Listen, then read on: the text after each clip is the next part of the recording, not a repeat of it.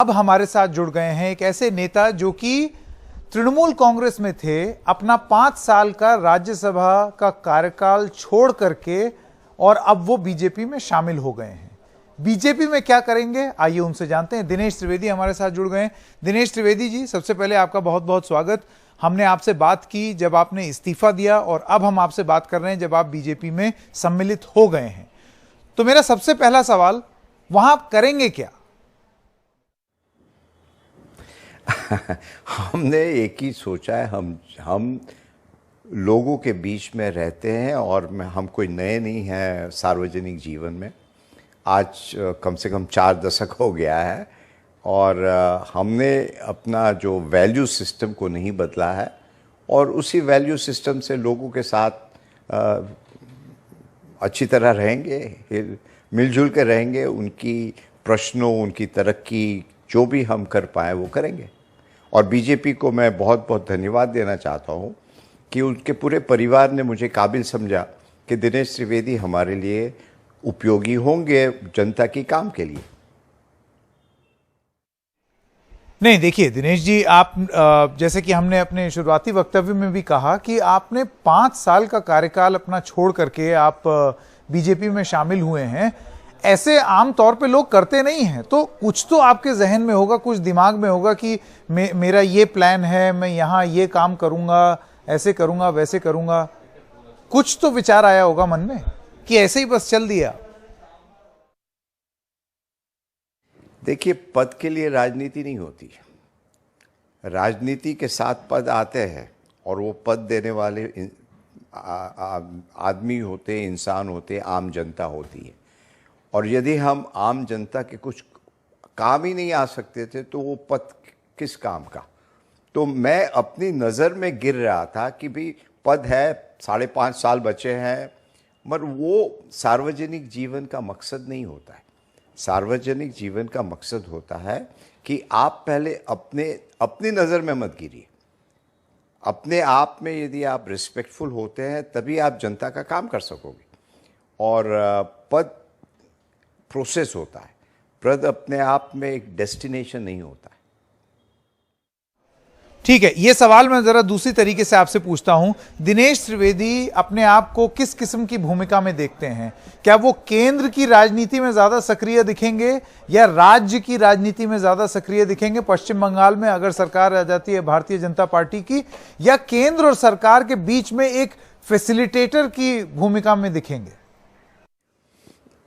हम देखिए, बंगाल और सेंटर की एक सिनर्जी होनी चाहिए और उस सिनर्जी के बीच में यदि मेरा कहीं उपयोग हो, कहीं योगदान हो, तो मैं अपने आप को भाग्यशाली समझूंगा। इसका ये मतलब नहीं कि सिर्फ दिल्ली में रहना, सिर्फ बंगाल में रहना। इसकी यदि मैं एक ब्रिज बन पाऊँ और मैं आशा करता हूँ कि कहीं ना कहीं ऐसी सोच सबके मन में है। और जैसे मैंने पहले कहा कि बंगाल हिंदुस्तान बंगाल एक ही है, तो उसमें कोई ये नहीं कि आप यहाँ से करोगे काम या वहाँ काम करोगे। काम होता है। एक सवाल दिनेश त्रिवेदी जी मैं आपसे ये पूछना चाहता था कि अभी जो भारतीय जनता पार्टी है जिसका नारा है असल परिवर्तन, नरेंद्र मोदी आपका चेहरा है, लेकिन अगर आप नेता देखें तो एक एक करके सब तृणमूल के ही तो नेता बीजेपी में आ रहे हैं। तो ये तो एक तरीके की एलुमनाई मीटिंग हो गई आपकी तृणमूल कांग्रेस वालों की एक नई पार्टी में।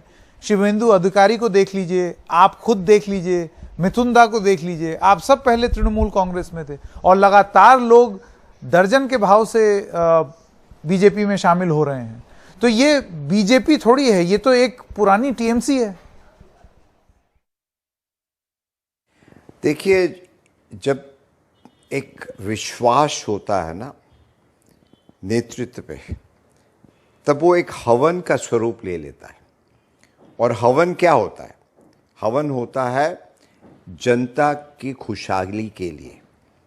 और इस हवन में हर आदमी ये सोचता है कि मेरी भी छोटी सी आहुति वहाँ पड़े, ताकि मुझे भी लगे कि इस महापरिवर्तन की जो आंधी आ रही है, सोनार बांग्ला जो असली सोनार बांग्ला है उसमें मेरी भी एक छोटी सी आहुति पड़ जाए, ये मैं या शुभेंदु या जितने भी फाउंडर मेंबर ऑफ टीएमसी है, नहीं, साधारण जनता आपको मजबूर करती है कि आप आगे बढ़ो, हमारी तरफ से आप इस हवन में आहुति दो और बंगाल को जो उसका पहले का परिचय था, वो बंगाल सोनार बांग्ला जो प्रधानमंत्री ने कल विस्तार से कहा, सोनार बांग्ला क्या है?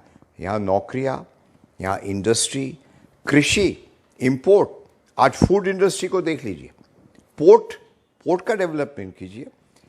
हम यही कहते हैं संक्षेप में कि लोगों को विश्वास है प्राइम मिनिस्टर पर और हमारे ये भारतीय जनता पार्टी पर, और उस विश्वास के आधार पर सोनार बांग्ला का जो सपना है वो साकार दिखता है।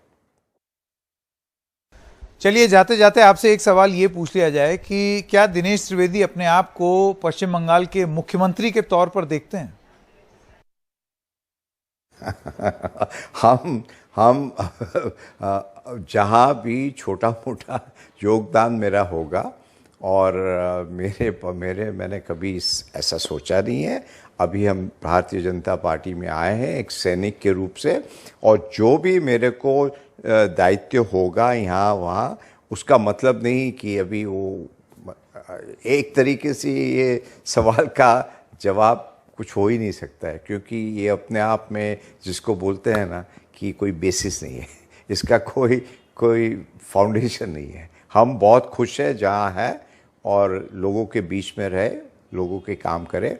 भारतीय जनता पार्टी में बहुत ही होनहार लोग हैं, और वो आपके टेलीविज़न में शायद नहीं दिखते हो, मगर बहुत ही होनहार लोग हैं।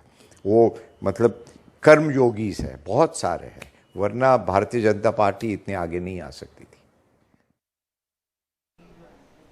लेकिन आप ये मानते हैं कि पार्टी जो भी पद देगी आप वो पद स्वीकार करेंगे और उस पर कार्यरत रहेंगे?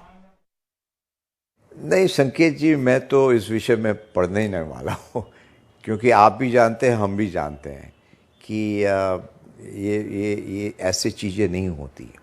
हमें बहुत आगे सीखना है, काम करना है, क्योंकि ज़िंदगी में बहुत कुछ सीखना बाकी है।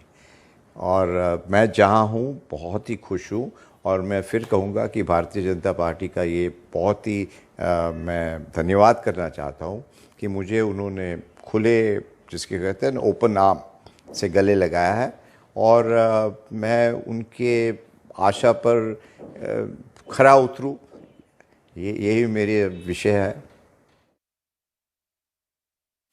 दिनेश त्रिवेदी, एनडीटीवी से बात करने के लिए आपका बहुत बहुत धन्यवाद।